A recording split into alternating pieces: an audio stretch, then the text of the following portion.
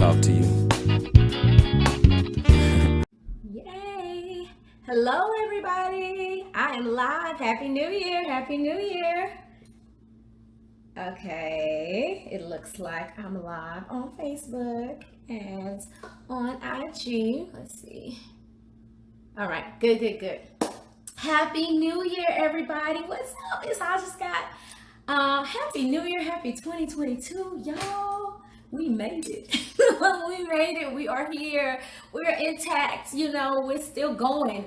So, oh my gosh, like, you guys, we made it. Uh-oh, can I push that? There we go.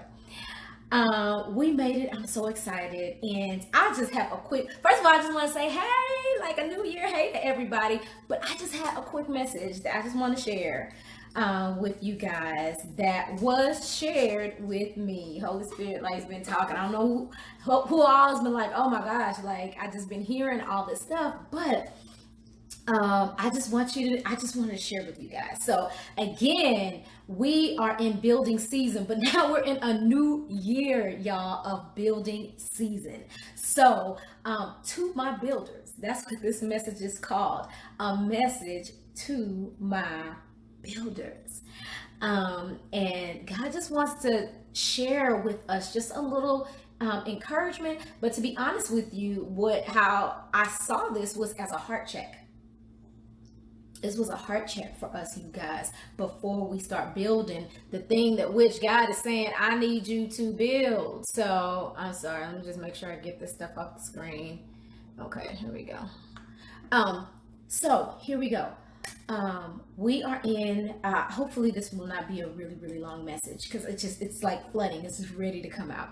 But we're going to be in the book of Chronicles, 2nd Chronicles today. So we in OT. And oh my gosh, I'm so excited. This is the story of Solomon. I couldn't figure out what is God talking about with Solomon. Like, we jump in with Nehemiah, with Ezra, Esther, all this stuff. What are we doing like in Chronicles with Solomon? And God said, go with me. So I'm asking you guys to go with me. We're going to be in 2nd Chronicles, and we're going over chapters 1 through 7. So here are three things, y'all, that were shared with me by Holy Spirit that I do want to share with you guys. Again, this is a message to my builders. Number one, God is faithful. He is faithful to his word. He keeps his word. So the book opens up with Solomon. And he has now taken the throne as king of Israel. And David, his father, King David, his predecessor, has died. He's passed away. And it is Solomon's time now on the throne to rule as king. And he goes to bed that night. And God, he likes to speak to us in those still quiet moments, in those moments when our mind isn't racing, those moments where we're not doing 1,000 things, those moments where we're not so busy overthinking everything. We're not so busy with other voices in our ears. So he's quiet, he goes to sleep, and God comes to him and asks him, Solomon, King Solomon, ask him, what is it that you want? What is it that you desire? And this is, I guess we want to say not really before he begins his reign, maybe just at the beginning, I'll say. It's already been set, it's already been laid out. He's on the throne, but he hasn't really gotten into into things. And so God is asking him in the beginning of his reign, in the beginning of this thing, before he is laying out his rulership, what he's going to do with his platform, with his influence. What is he going to do with this before he really gets in there and starts doing things, starts just doing whatever, I'm working, I'm doing this, whatever. And then let me find out what God is saying in the beginning.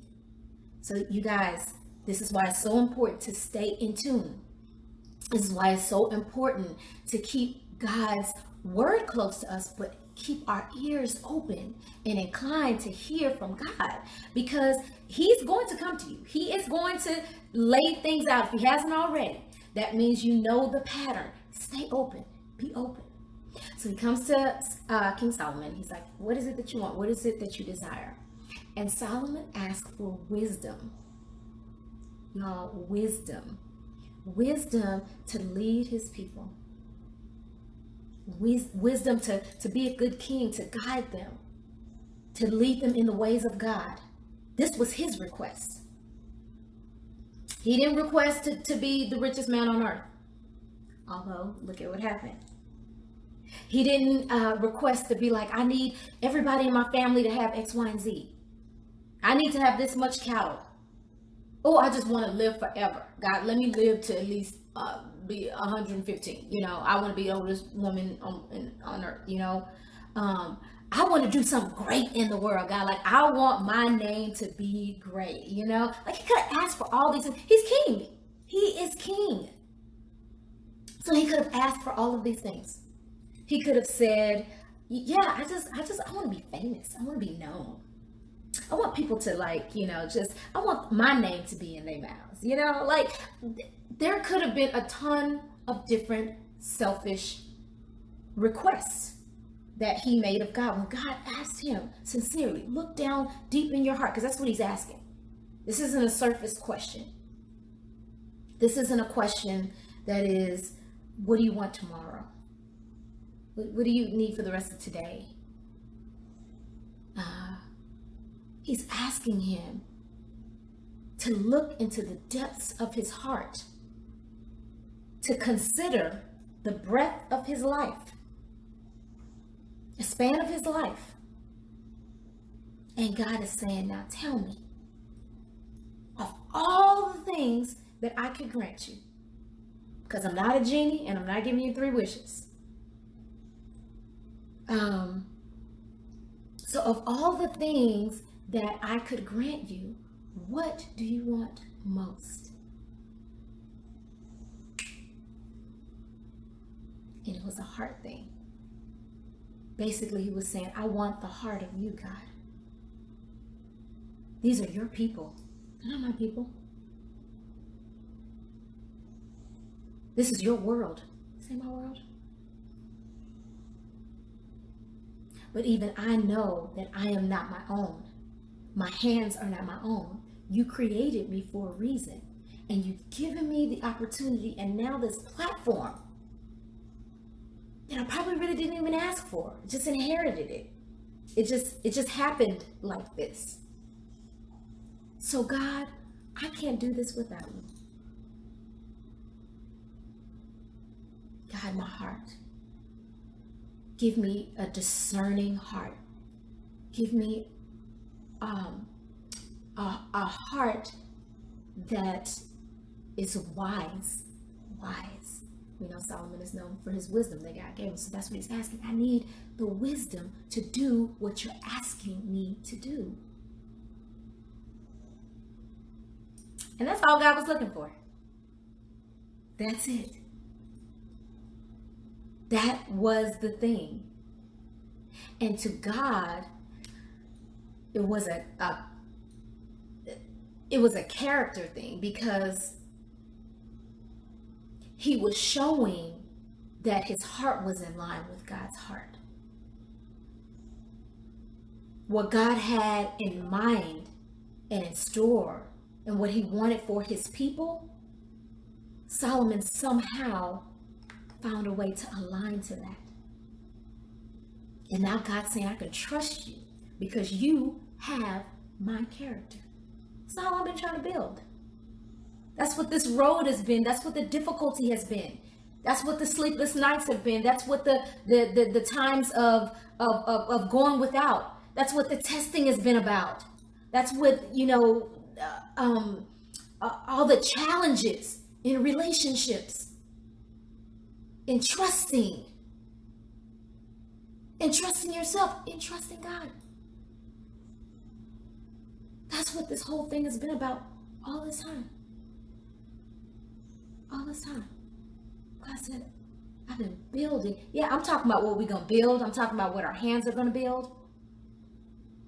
I'm talking about the things that I put in you and all the great things and the people that you will encounter and the things that you're going to do in this world and how, what's you're going to inspire and how that's going to inspire somebody to inspire somebody else. Yeah, I talk to you about all that.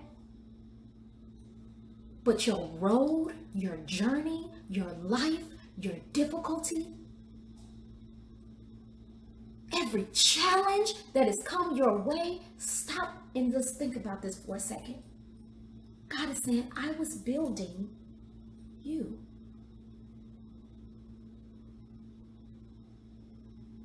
How you learned how to hold your tongue at certain times when he said, hold your tongue. That wasn't your MO. And you could go off in a second. Nobody was going to get the best of you. Nobody. People that were making you feel condescending or situations. I know how to take this. I can do this over here. And God says, sit down. Sit down, wait. Shh, be quiet. Calm down. I've called you to be here. I want you to be here. Those times where you're like, God, what are you doing? Or we feel like people have taken advantage of us. We feel like, you know, we've done so much good and nobody's recognized it or nobody said thank you. We feel like we did the things that God was asking us to do. And it felt like a thankless job.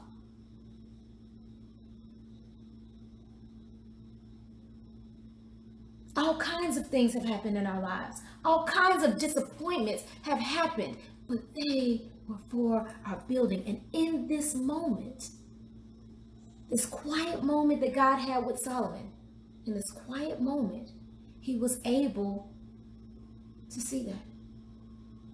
God revealed that this was all for a purpose. And now we've gotten to this point that I can trust your heart.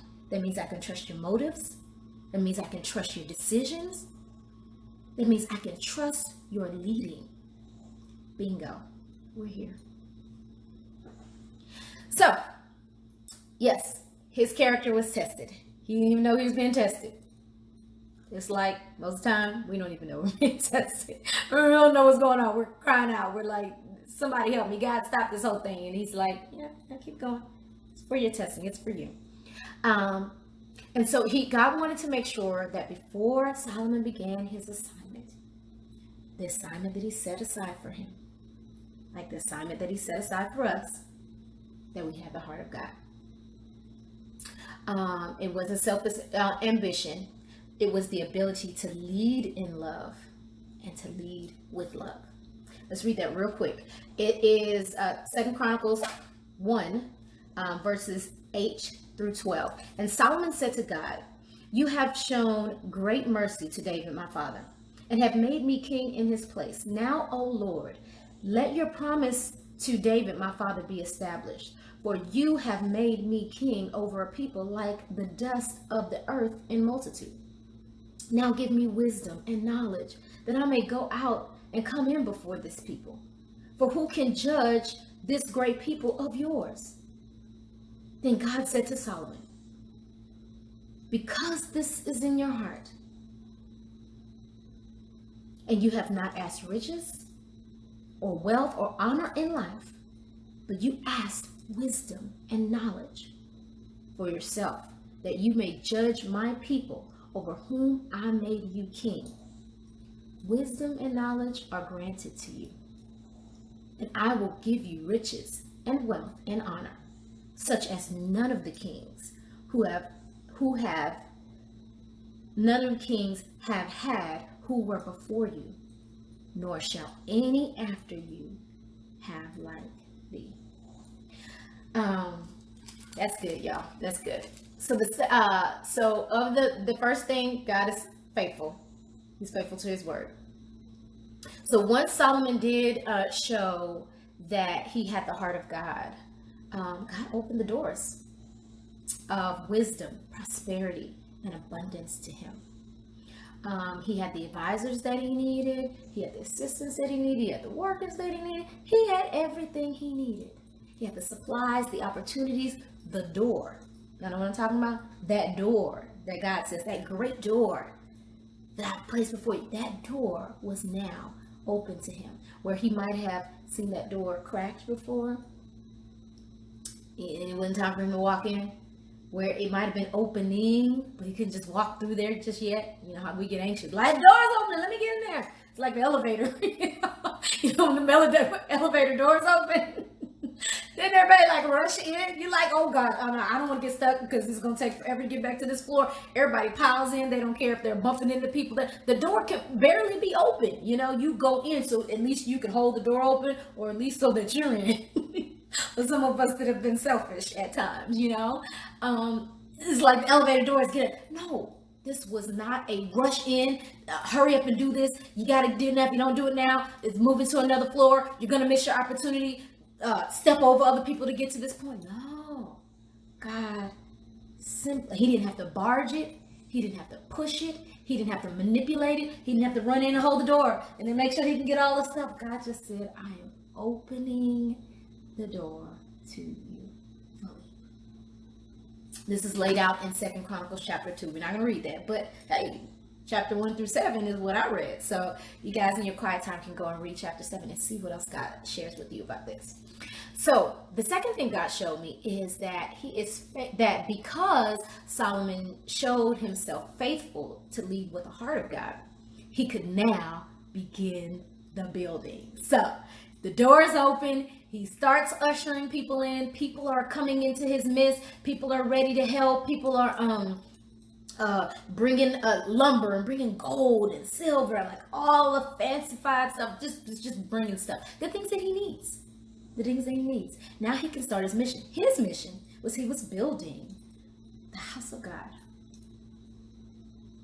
He was building on earth the house of God, where the presence of God, the essence of God was going to be contained. The place where the people of God could learn from God, God could share with them, he could feel them, So very close to like our churches today. But back then he was building the house of God. How many of us are building something for God? That's what this is all about. And whatever he's asked, and whatever he's graced you with, in the talent, in the gifts, in the skills, in the anointing that is upon your hands, and upon your life, and upon your way, ultimately, this is something that God is ordaining. This is something that God has purposed for you to do. And so he's got his instructions, y'all. This is chapter 3. He begins building the temple, the house of God. And so, but now, here's the thing about it. Here's the cool thing about it. Here's the thing that's just like, totally blows your mind. You remember all that pre-building that was happening in Nehemiah, and God was like, Nehemiah had all these instructions, and he was compelled to go and do this, and God was speaking to him, and all this pre-work that was happening, before he even got to the building site. Yeah, remember how God was doing all that with you? Remember how God was like giving you these ideas? Remember how God was correcting certain ideas and like, no, we ain't gonna do that. Or thoughts that you had. Remember where you would just sit and stuff would just flow. Remember when God said, get your business plan together. When God said, do this for the business, start working on this. And you're like, I don't even know. Get your platform together. Do you have all your credentials in line? Are you registered with all the right governing entities? You got your tax ID, you got this, you got that, everything else. Okay, what about your business plan? What about your outline? What are you doing? Who are you working with? Who are you building with? Who's on your team? So God is like working out all these little details with you. Once again, before you even picked up a stone, before you picked up a hammer, before you picked up any building materials, he was working on you. Wow. Same thing here. When Solomon goes to start the temple, he already has a blueprint, you know. God had been working on this already with his father, King David. He had a blueprint. He had specs. He had specs. Like he knew how many cubits, how many inches, how many yards. He knew where this was supposed to go, what was supposed to go here, what was the purpose. Like God had done all this work. So all that work that you've been doing, all the things that you've been doing, that you felt like might have been in vain or just too much, or I'm just planning too much. I'm planning too much. I just want to start. And sometimes God is just flooding you with this. It's for a reason. Because when you get there, there's not going to be a whole bunch of hiccups. And I'm not saying there aren't going to be things that we learn, on this journey and on the road. No, I'm just saying you're not going to get there and then have to backtrack. It's not going to be raggy. God isn't saying, oh, Bill, I start picking up a hammer and I just start knocking things, knocking these stones that you're going to need later. You're crushing stuff, No, that's building without a plan. That's not God. That's not God. He's not sloppy. Even if he's going to reorder your steps in what you're doing, he's going to strategically walk you through that. Even if he's saying, I want you to work on this and we'll go back and work on this thing later. It's fine. He's still giving you a strategic plan. That's God, the master strategist. So all these things were already in place. He didn't have to recreate the wheel. He didn't have to come up with his own plans. He didn't have to come up with his own specs. He didn't have to say, now what things do we need to have in the house of God? Now, I know back in the, with Moses, they were saying we had to have this in the temple. Did somebody got the rule book? He didn't have to do all that. He didn't have to do all that because God had already prepared the way. That's one of his promises to us. And he goes before us and makes the crooked paths straight. He opens up the door for us. He opens up the way for us. You think he's going to take you through all of that? Open up the door wide for you to be sitting there in lack and not knowing what's going on and not prepared? This whole season before coming to the throne, before coming to your platform, before coming to what it is that God has you doing, this whole season was called preparation. It was the whole season, preparation. So you think that now he's going to open the door wide for you. We're here. Go, start building. And you don't have a plan? And maybe that wasn't God. Maybe that was just you. Because God leads strategically. So, let's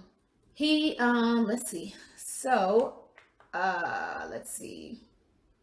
So this is what Solomon used. He used that which had already been given to him for this job.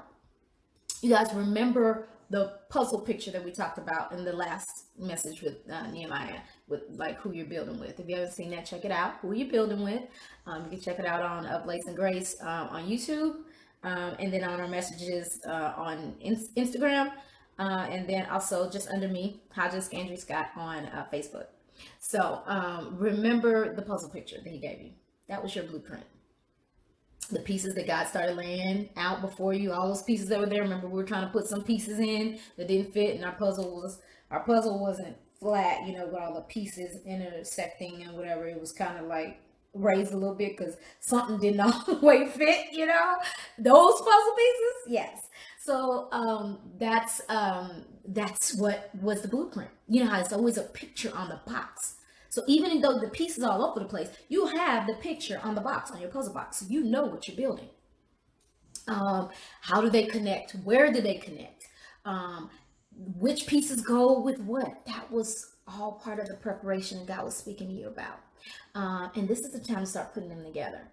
So again, it's not by a picture that we have put together. It's not us now trying to recreate the wheel and saying, okay, this looks like it could be a really nice ship. No. What did God say it is? What did God tell you it is? That's what it is. So this was laid out in chapters 3 through 5 of Second Chronicles, how, you know, he built this thing to like the specifications of what was downloaded to his predecessor and given to him. So God is God, y'all. The last thing that God gave me is of the 3 things is God is the ultimate puppet master. Puppet master. Puppet master. Puppet master. Yeah. So I mean, we were all kids, you know, especially those old school. I don't know how much like new school kids like play with puppets or have puppet uh um shows and things like that. But we had like Sesame Street and all those, you know, those were all puppets, you know. All the hands moved like, and the heads moved like, and when they danced, they were like, because people were pulling, you know, the strings. They had a puppet master, you know, if it was live, it was television, whatever. There was a puppet master that was pulling the strings. I was making sure everything went where it went. You know, everything went where it went. The hand went where it went. The mouth did this. The head did whatever. You know, like this is this is what puppets do. You know, and this is what puppet masters cause the puppets to do. So guess who the puppets are in this scenario? It's us. And God was showing that he's the ultimate puppet master through this story. Because not only did he design the characters, the puppets, which are us, with purpose, to move a certain way, to do things a certain way, to operate, to encounter each other in a certain way, to carry out a story in a certain way. Yeah, but the strings, he's behind every string. Even the ones that look like they're not great moves. Even the ones that look like, am I gonna make it? Even those strings that just don't look fun. It's not a dancing move. It's a season of sitting out. It's a timeout season. It's a season of rest. It's a season of, I feel like I'm not really being productive.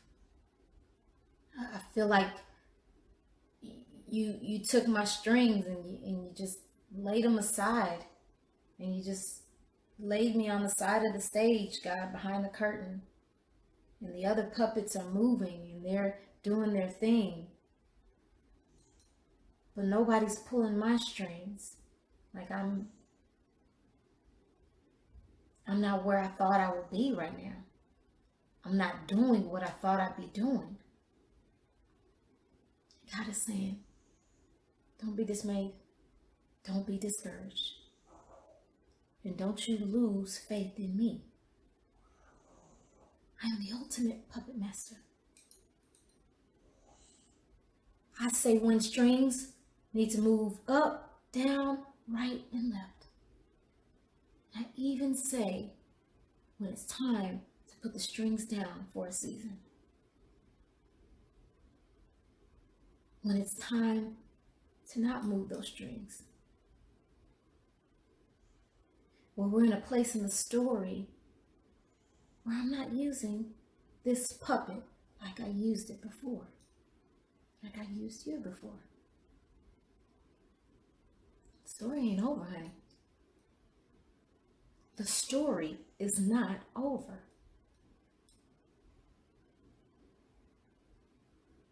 Seasons of rest don't mean seasons of death. They're just that. They're just that. This thing has to rest right now so that I can raise something else up. But I say, what happens when? I stand up and I put down. I move things out of the way and I move them back. And maybe in another place, you know, facing a different way, shaped a different way. I say what is integrated in a story and what is removed from a story. God says, I am the ultimate puppet master. And I know what I'm doing.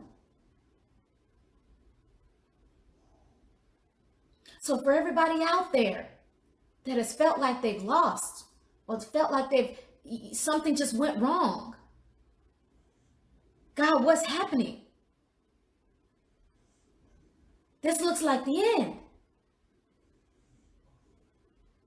Things have changed so much. Do you still want to use me? Do you not want to use me? God, what about the promises? God is saying, remember. I don't care what it looks like. There can only be one puppet master, and it's me. It's me. So when I say it's time to pull those strings back up and put that puppet back for Act 2, for scene 8, 9, 10, 11, but 5 through 7, you've been like, what's going on? God says, I will do that. So let's remember, this is his story. We are characters in the ultimate story of God. So, yeah, he's the ultimate puppet master. And so now slowly but surely, the picture for Solomon's coming together. Things that he didn't understand of the past. His story, his life. Things were so rough with his family line. The picture's starting to come together. And so God made this promise to us. Just like he's made this promise to Solomon. And this is what he said. He said, now this is in 2 Chronicles chapter 7, verse 15 through 18. He says, now my eyes will be open and my ears attentive to prayer made in this place that I called you to build. The right place. Not the place you were building in before. Not when you were doing things how you want to do them. But the place when you heard God calling and you started being obedient, you were compelled to go in there and start doing what God said. That place, that ordained place, that God place, doing the God thing for whatever it looks like, for your life, for the lives of your legacy and your children, your children's children, and those that are coming behind you. For the platform that he asked you to build, that he asked you to create, or that he asked you to take and reshape and reformat. These are all things that God asks us to build in one way or another. In life, in personal life, in family, in ministry, in business, in the world, in our communities. Charities, nonprofits, whatever God has been asking you to build and lay your hands to, that's the place. So he's saying, now my eyes will be opened and my ears attentive to the prayer you have made in this God-ordained place. For now I have chosen and sanctified this house, that my name will be there forever, and my eyes and heart will be there perpetually. As for you, talking to us, as for you, if you walk before me as your father David walked, talking to Solomon, but you know it's us, and do according to all that I have commanded you, and keep my statutes and judgments, then I will establish the throne of your kingdom. As I have covenanted with David, your father, saying, you shall not fail to have a man as ruler in Israel. That's the promise that God gives us for building in the place that he asks us to build. That's good news, y'all. Because he's telling us there's a path that he's laid out for us. But also on the heels of that, here's a warning. There's a warning. And God gives a warning in two ways. Because we're human. And God knows us so well. So he always says, if. Because if we happen to not do what he said we're going to do, what he wanted us to do, there's a path for that too. And this is in verses 13 through the first if, 13 through 14. And this is if we've decided to not be obedient in what God had us to do. If we figure out we're going to find our own way around this thing. God is saying, when I shut up the heaven and there is no rain, or command the locusts to devour the land, or send pestilence amongst my people. Sounds kind of familiar, huh? 2020, 2021.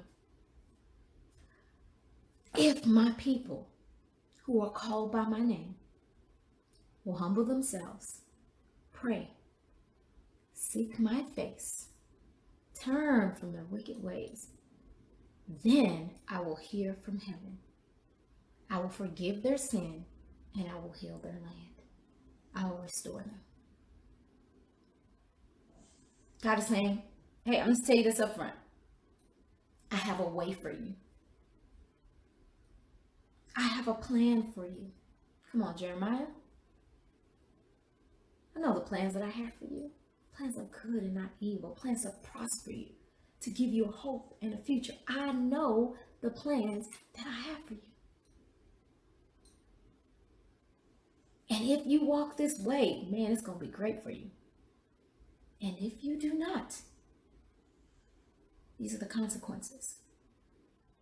But if you turn back to me, I will restore you. These are all reminders. He gives one last. And he's like, okay. Now we got to talk about those people who just going to be a little bit hard-headed. Y'all know we can tend to be, real. And then all this hair, real hard-headed, He says in verses 19 through 22, same thing, 2 Chronicles 7, verses 19 through 22. But if you turn away, forsake my statutes, and my commandments, which I have set before you, and go serve other gods and worship them, then I will uproot them. God is saying, I will uproot you from my land, which I have given. And this house, which I have sanctified for my name, this project, this assignment, this thing, this building, this platform, whatever, I will cast out of my sight and will make it a proverb and a byword among people. And as for this house, Lord, which is exalted, everyone who passes by will be astonished and say, why has the Lord done this to this land and to this house? And they will answer and say, because they forsook the Lord, their God of their fathers, who brought them out of the land of Egypt, and embraced other gods and worshiped them and served them. And therefore, he has brought all this calamity on them.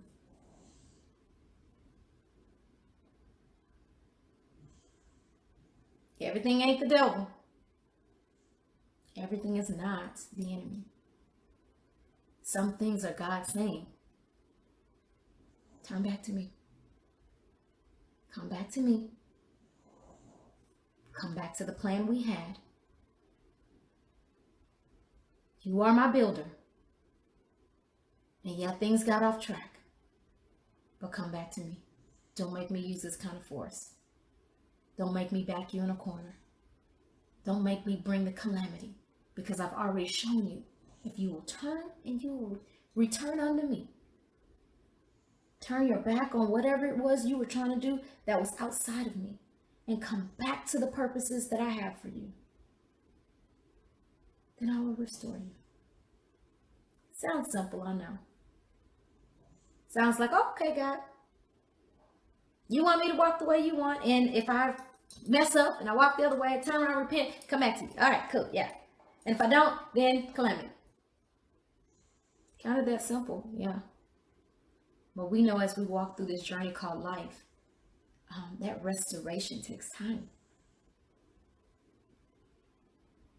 You don't walk in something in a day, in 10 days, and you're restored. Oh, I'm restored into my place. No, God is like, we got to go back through lessons now. We got to go back through teaching now. We've got to go back through preparation now. We've got to go back to character building again. All the things that we just did. All the things that we spent time with God doing. Do we want to forego, let all that stuff be in vain? Only so God can say, all right, I'm here. Let's start over again. He's so good that we even have that option, but who wants that? So whatever it is you're building and God has you building right now, keep him as your guide. Keep him as your lead. Keep him as the voice that you follow and not the other voices. And I'm not saying we're not going to make mistakes. I'm not saying that we're not going to step out of line. I'm not saying that he's not going to have to correct us, when the training wheels are off. And we're going to have some moments of falling and getting back up again. I'm not saying that. And he's not saying that. He's saying, don't turn your back on me. Don't stop trusting me. Don't turn to other things as your source. I am your source. And I will guide you through this assignment and through the things that I have purposed for you to do in your life. And that is it, you guys. God is so good. He's so good. And I'm glad he gave me this little message for y'all. So I hope it helped.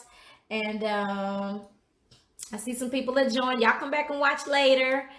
And so, anyway. So you guys, thank you for joining in.